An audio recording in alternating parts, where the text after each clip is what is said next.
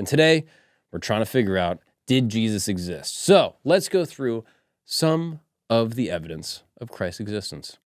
First one comes from Tacitus. I think that's how you pronounce it. This guy was a Roman historian, all right? He is one of the most important non-Christian references when it comes to the existence of Christ. Now, again, just for my Christian listeners, you guys might be thinking like, oh, what about the Gospels? What about the whole Bible? Does that not prove that Jesus existed? Again, people would then look at this and say, 2 of the Gospels come from secondhand accounts, and 2 of the Gospels could be considered eyewitness accounts. But then that still draws into question, how do we know these things are actually real? Is there actual archaeological evidence of this person? Is there other accounts from non-religious sources? That's really what people are looking for, because it's possible that all these people conspired and just came up with this story. So that's where this guy Tacitus comes in. This guy is one of the most respected historians of Rome, writing in 116 AD, after death. After death of who? Jesus. There you go. Case closed. No, apparently that doesn't even mean after death. I think AD is like Anno Dominio. It's like the year of our Lord or something like that. Regardless, I always thought it was AD. BC, before Christ, AD, after death. That's not true. So, 116 Anno Dominio, in the year of our Lord, Tacitus, in his writings, the Annals, which is one N away from being the funniest book name of all time. The Annals describes how Emperor Nero blamed the Christians for the Great Fire of Rome in 64 AD. It's the Christians' fault. It's always us. Why is everyone always trying to scapegoat the Christians? Always trying to put it on us. We're just trying to live our lives, okay? Sure, is there a crusade every now and again? Yeah, all right, that happens. But there's constantly just persecuting the Christians. So Nero's trying to blame us, okay? He says that this guy, Christus, which we seem to, translate to Jesus, from whom the name had its origin, suffered the extreme penalty during the reign of Tiberius at the hands of one of our procurators, Pontius Pilate. This is a central piece of evidence from a non-Christian source that confirms both the existence of Jesus and the early spread of Christianity. So there you have it. There's Tacitus being like, yeah, writing about this guy Nero, and Nero is obviously talking about Jesus, Christus, which is actually a nice name. I might consider that for one of my children. Tacitus' work is significant because as a Roman senator and a historian, he had access to official records, and his contempt for Christians makes it unlikely that he would fabricate any favorable account regarding Jesus. This impartial account adds considerable weight to the evidence of Jesus' historical existence. So again, this guy Tacitus, he doesn't like Christians. Why would he be writing to kind of aid the idea that Christ existed? Because at the time, it was never disputed. Everyone was like, of course Christ existed. Was he the Lord? Was he a crazy guy? That was for dispute. But did he exist? It's like, duh, we all saw him. So Tacitus is just saying right there you go. We're talking about Christus. Another great account is this guy Josephus. This guy's a Jewish historian. He is a key non-Christian source, and his name is Flavius Josephus, also known as Flava Flav. He's a first-century Jewish historian, and he was born in Jerusalem shortly after Jesus' death and later became a Roman citizen. It's kind of crazy. People were born in Jerusalem like after Jesus died. Some people were born while Jesus was there. That's just so wild to me. It's like, oh, you're from Jerusalem. Where Jesus is from? And you're like, yeah, isn't that crazy? It's like everyone always wants to be the guy from their town that makes it out. And after Jesus is from your town, you're like, well, just fucking throw in the towel. You know what I mean? It's like being from Lower Merion, right? It's like, yeah, we already have Kobe Bryant, so hit the bricks. Have fun selling insurance. This guy, Flavius Josephus, which is just an unbelievable name, Flavius Josephus. If that guy's your attorney, you're getting off scot-free, okay? And I'm not just saying that because he's Jewish. I'm saying that because he got a sick name.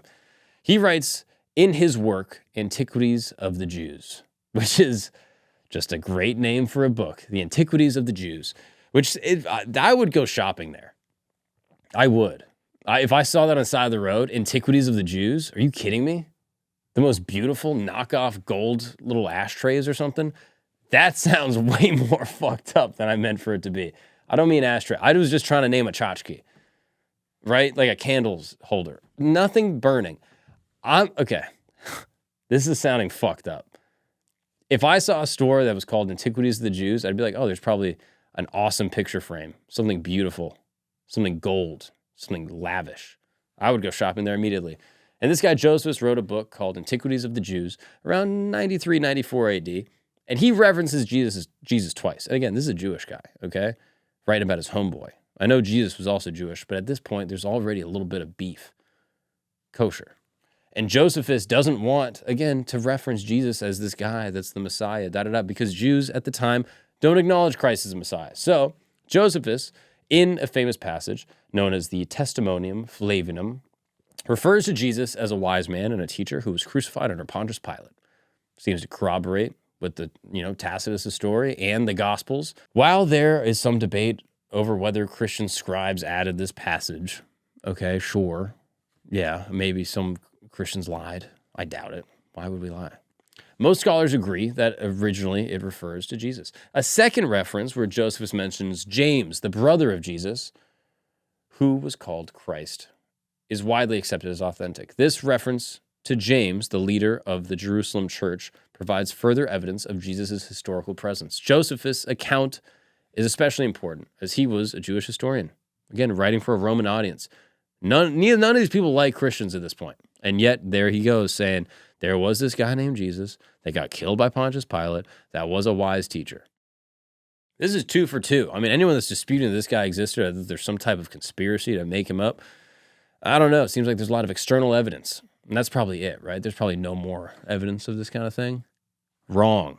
Let me tell you about Pliny the Younger, which, again, the names that people had back in the day, the amount of like Jacobs and Steves and Mikes that I meet, I've never met a Pliny the Younger. But you meet that guy, you're like, you are probably a running back for Alabama because that is an insane name, Pliny the Younger. In a letter to Emperor Trajan around 112 AD, Pliny the Younger, a Roman governor of Bithynia, modern-day Turkey, which that was a name that, again, they nailed. That the second, I don't love the name Turkey. It's fine. I think it's okay. I think the way the Turks describe it, Turkey, that's cooler. And Bithynia is better than all of them. He discusses how to deal with Christians in the region.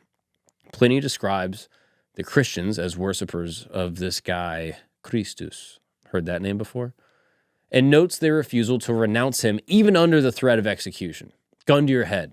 Say you don't love Christus. I can't do it. That's who the Christians were. They were ready to bang.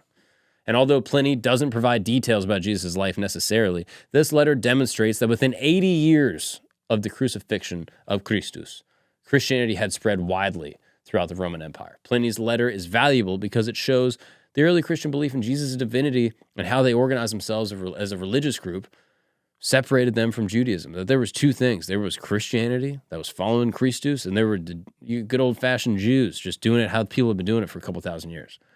So this provided an indirect but significant evidence of Jesus as a historical figure who had an impact on his followers.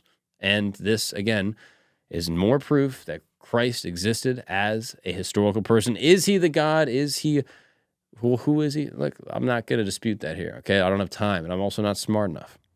But I think we can prove that he existed. Now, let's get to the gospel.